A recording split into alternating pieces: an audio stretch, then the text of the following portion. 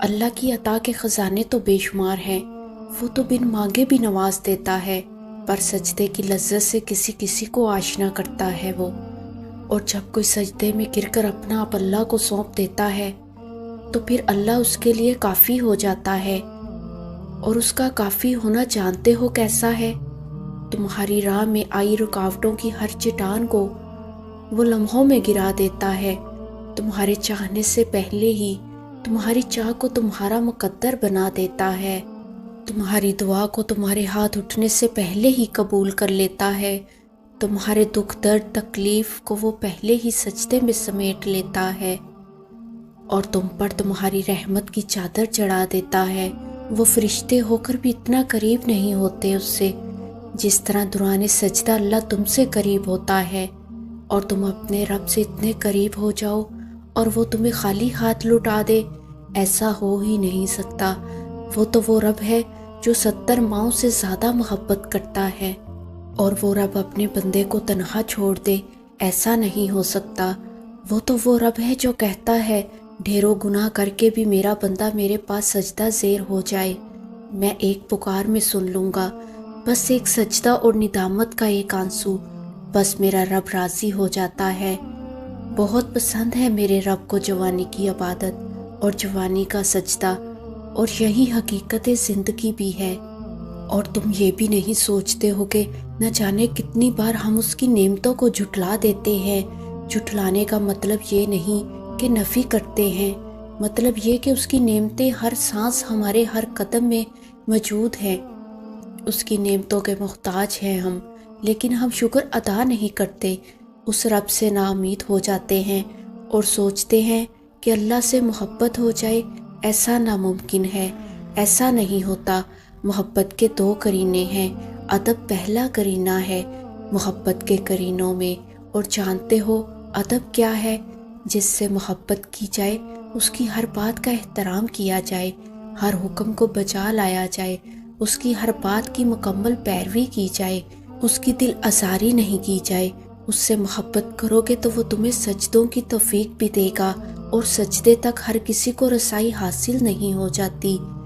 اس مقام تک تو صرف وہی لوگ آتے ہیں جو اپنے رب سے محبت کرتے ہیں، اس کے احکامات کی تعمیل کرتے ہیں، اور پھر اللہ ان کی محبت کو دیکھ کر اس شخص کو چن لیتا ہے اور اس کی دعاؤں کو نئے سرے سے ان کی پسندیدہ انداز سے قبول کرتا ہے۔ جو لوگ آپ کو چھوڑ جائیں انہیں چھوڑ دیں،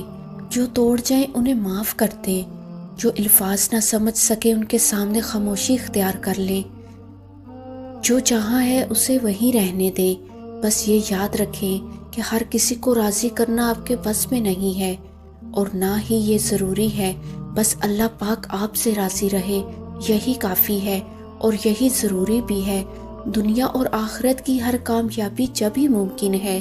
جب اللہ راضی ہو، اور اگر وہ رب راضی نہیں تو دنیا آخرت میں بھی تباہی ہے۔ اس پاک ساتھ اللہ تعالیٰ سے جڑ جائیں، اسی میں کامیابی ہے،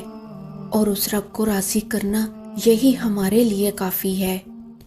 مجھے معلوم ہے کہ تم رو رہے ہو اور راتوں کو اٹھ اٹھ کے روتے ہو، میری بات سنو، جنہیں میرا رب محبوب رکھتا ہے نا، انہی کی سسکیاں سننے میں اس کو لطف بھی آتا ہے۔ جب کلیجہ چیرا جاتا ہے تبھی تو وہ مسکراتا ہے، اسی طرح تو آزماتا ہے، آزمانا اس کی شان ہے، اس کو گڑ گڑاتے ہوئے محبوب ہی تو پسند ہیں، تم اس کے محبوب ہو۔ اور رہی بات تاخیر کی، جو تاخیر رب کی طرف سے ہو وہ ہمیشہ خیر لاتی ہے، ہر صابر کے حصے میں بشارت آتی ہے، اور اس بشارت سے ذرا دیر پہلے شیطان اندھیرے بڑھا دیتا ہے۔ یہ کام وہ ہر اس مومن کے ساتھ کرتا ہے جو اپنی ہر آزمائش پر صابر رہا ہو، اور کبھی کبھی ایسا ہوتا ہے، کبھی کبھی اللہ تعالیٰ آپ کو مشکل میں ڈال دیتا ہے، اور پتہ ہے ایسا کیوں ہے؟ اس لیے کہ آپ اپنی مصروفیات کے چکر میں اس کے ساتھ بات نہیں کر رہے ہوتے۔ آپ کی زندگی میں اس کا تصور تو ہوتا ہے مگر آپ اسے اگنور کر رہے ہوتے ہیں، اور کیونکہ وہ آپ کو پسند کرتا ہے تو یہ اگنورنس اسے اچھی نہیں لگتی، وہ آپ کو واپس بلانے کے لیے کچھ دن کے لیے مشکل بھیج دیتا ہے۔ جب تک وہ مشکل رہتی ہے آپ لمبی نمازیں پڑھتے ہیں، دعائیں پڑھنے کے بجائے مانگنے لگتے ہیں، آپ کا قانونی تعلق پھر سے ایک جذباتی تعلق میں بدل جاتا ہے، پھر وہ مشکل ہٹا دیتا ہے، مگر آپ کا تعلق کافی عرصے سے اس سے جڑا رہتا ہے اور یہی وہ چاہتا ہے، اسی لیے وہ تمہاری زندگی میں مشکلات پیدا کرتا ہے۔ اور ان غموں اور ان سختیوں سے پریشان مت ہوا کرو، یہ جو غم اور سختیاں ہوتی ہیں نا، وہ بھی ایسے ہی ہواؤں کے چند تھپیڑے ہوتے ہیں جو ہمارے پاس آ کے صرف ہماری سمت درست کرتے ہیں اور ہمیں نامناسب سے مناسب جگہ رکھنے کے لیے آتے ہیں۔ ان کی مدت بہت کم ہوتی ہے، اسی لیے گھبرایا نہ کرو، بے شک تنگی کے ساتھ آسانی ہے۔